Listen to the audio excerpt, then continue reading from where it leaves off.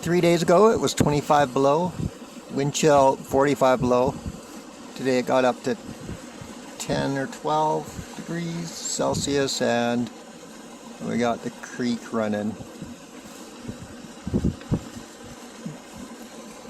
Notice all the dirt on the snow?